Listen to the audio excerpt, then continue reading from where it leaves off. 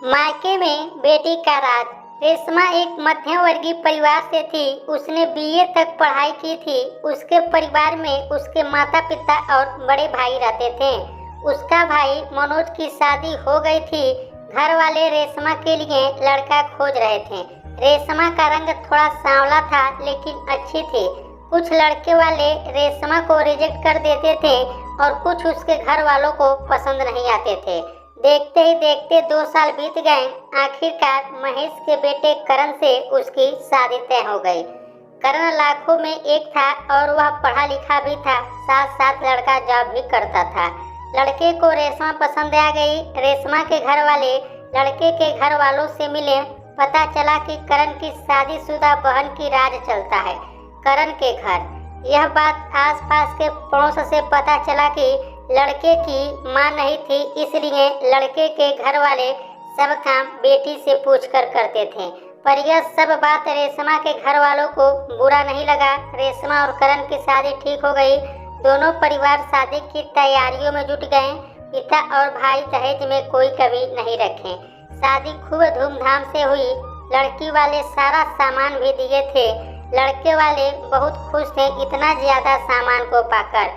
तभी रेशमा की ननद रेशमा के पास जाकर कहती है, अब घर का सारा काम तुमको करना है।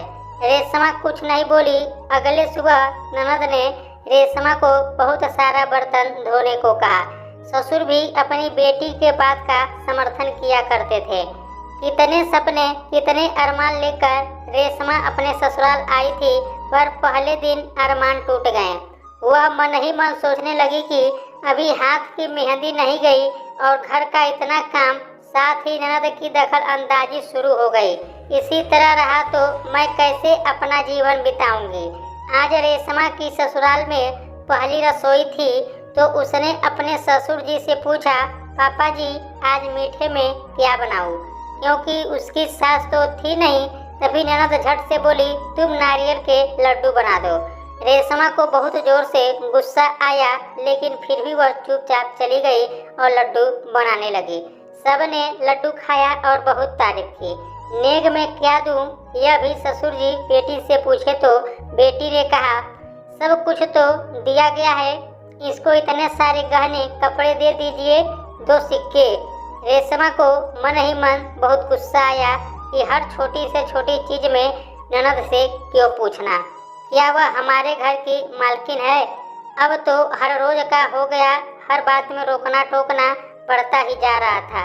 सारा दिन ननद रेशमा के पीछे पड़ी रहती थी। बैठे बैठे उपदेश की गाथा हमेशा चालू रखती थी। ऐसे मत करो, ऐसे मत बैठो, पापा जी के सामने घूंघट में जाया करो।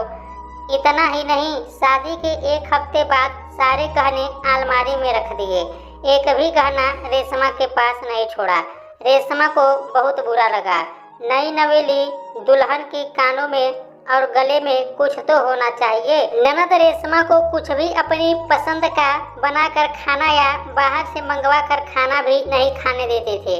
ननद कहती, जो सब खाएंगे वही तुम भी खाओगे। रेशमा का जीना मुश्किल हो गया था। बस सारा दिन नौकरानी की तरह काम करो और घर में पड़े रहो। अपने मन का न खा सको और न अपने मन का पहन सको।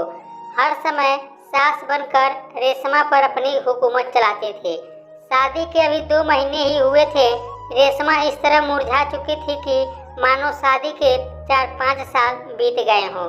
रेशमा पूरी तरह टूट चुकी थी। उसने करण से कहा कि मैंने अपने पापा को फोन कर दिया है, मैं अपने मायके जा रही हूँ। दीदी की हरकतें दिन प्रतिदिन बढ़ती जा रही हैं। अब और बर्दाश्त नहीं होता।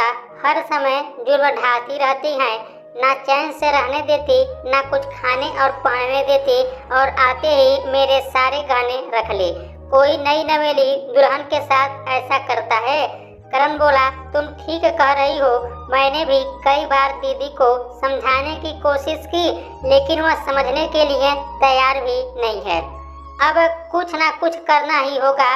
मैं बस चुप इसलिए था क्योंकि पिताजी का इकलौता बेटा हूँ। आज अगर मैं उन्हें बुढ़ापे में अकेले छोड़कर जाऊंगा तो दुनिया मुझे बुरा भला कहेगी। लेकिन अब बहुत हो गया।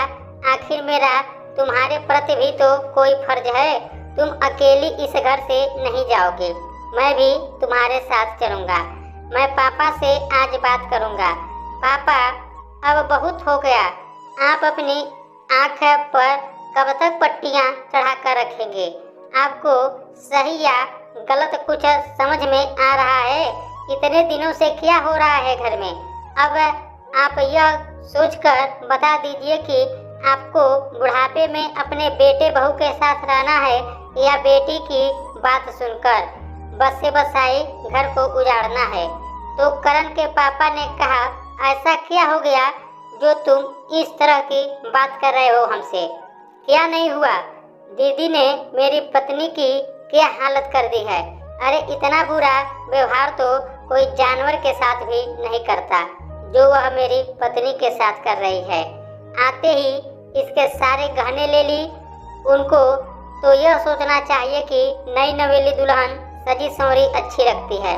बहन बोली, मैं तो अपनी जिम्मेदारी निभा रही हूँ जो पापा ने हमें दिए हैं। करण बोला, आप जिम्मेदारी नहीं निभा रही हैं, आप जुल्म कर रही हैं। आप मेरी बीवी का गहना दे दीजिए। इतने में रेशमा के पापा आ जाते हैं और कहते हैं कि दामाद जी बिल्कुल सही कह रहे हैं। जिस घर में बेटियों की चलती है वह घर कभी नहीं बसते। आप एक बार ठंडे दिमाग से सोचिए कि आप गलत कर रहे हैं या सही। मैं तो बहुत पहले ही आना चाहता था पर मेरी बेटी ने मुझे रोक दिया, क्योंकि हमने अपने बच्चों को संस्कार ही ऐसे दिए हैं कि जब तक पानी सर से ऊपर ना हो जाए तब तक बर्दाश्त करते हैं।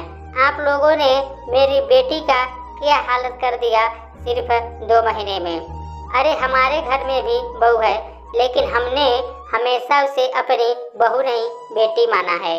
आपने तो बहू को बेटी समझना तो दूर उसे नौकरानी बनाकर रख दिया। मुझे तो शर्म आती है समधी जी आपकी सोच पर। खैर छोड़िए, आपसे कुछ आशा करना ही बेकार है। रेशमा बेटा, चल मैं बाहर तुम्हारा इंतजार कर रहा हूँ। तब करण ने कहा, पापा जी आप मुझे अपने साथ नहीं ले जाएंगे? तब करण के ससुर ने कहा, क्यों नहीं बेटा, यह तो हमारी खुशनसीबी है कि इतना अच्छा पति मिला है जो उसके सुख दुख में साथ है। तब करण अपने पापा से बोला, पापा क्या आप अभी भी कुछ बोलेंगे कि नहीं? तब पिता ने कहा, जो जैसे चल रहा है वैसे ही चलेगा। दोस्तों, बहुत से घरों में ऐसा होता है जहाँ बेटियों की चलती है, जिसके कारण घर टूट जाते हैं। माता पिता को हमेशा यह सोचना चाहिए कि काम हमारे बहू ही आएगी, इसलिए उनके साथ संबंध प्रेम पूर्वक बनाकर रहना चाहिए। तो दोस्तों, आप लोगों को यह स्टोरी कैसी लगी है अपनी राय हमें कमेंट बॉक्स में दीजिएगा। यदि आप लोगों को यह वीडियो अच्छा लगा है तो प्लीज़ वीडियो को लाइक कीजिएगा, शेयर कीजिएगा और साथ ही हमारे चैनल को भी सब्सक्राइब कीजिएगा। वीडियो देखने के लिए आप लोगों का बहुत बहुत धन्यवाद।